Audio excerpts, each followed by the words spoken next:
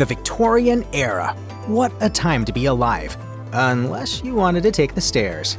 The Victorian era was a transformative period of history, full of massive strides in science and politics. It produced masterpieces of architecture, such as the current Palace of Westminster. Of course, even the most obsessed fans of Victoriana among us can't deny that there would be some drawbacks to living in that period. The imperial conflicts, the strict class systems, poor working conditions, and the state of healthcare pretty much anywhere on Earth. And as detailed by the BBC, with the massive upheavals going on throughout society, certain things were bound not to be fully vetted before entering public use. Take those beautiful Victorian buildings, for instance. Many were built quickly, and such basic details as the width and height of a staircase could end up neglected, which turned some Victorian staircases into potential death traps. The quality of a staircase can vary in architecture from any period, depending on who did the building, what they had to work with, and how much they cared.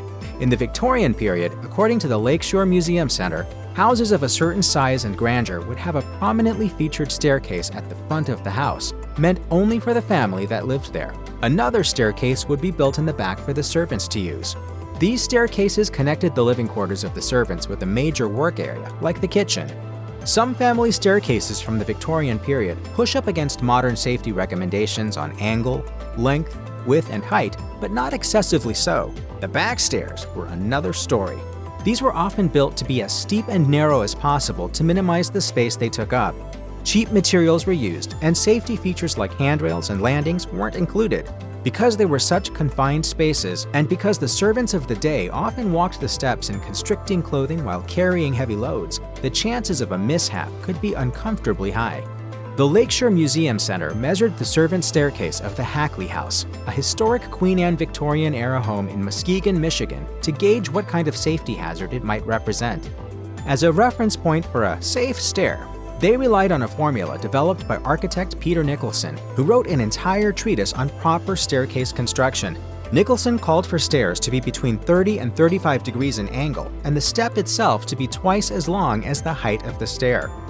The overall length of the staircase should not exceed 147 inches from the base to the top. Any longer requires adding a landing. The museum found that the servant stairs at the Hackley House confounded measurement due to their irregular size. The approximate angle of the stairs was 45 degrees, the step was 10 inches to the height 7, and the staircase was 17 feet long, 60 inches over the length before a landing was recommended. The museum also found that the servant stairs violated modern code by being less than 4 feet wide.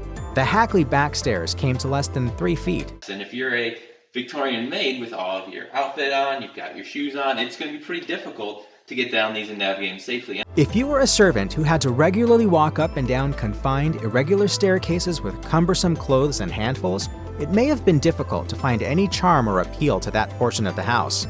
And according to The Independent, it wasn't only private homes that could have such dodgy staircases. The Cock Tavern Theatre of Kilburn was having trouble with its Victorian steps as recently as 2011 due to their not being up to code. Renovating a staircase in a building like that can be expensive, and if money isn't an issue, the available space is. But some homeowners and sellers have turned their old and questionable staircases into an asset. A woman named Kim shot a commentary-laden TikTok video of the back stairs of Bloomfield Farm and came away with millions of views. A follow-up video featured Kim's dog Molly, who Kim said was unable to manage the back stairs.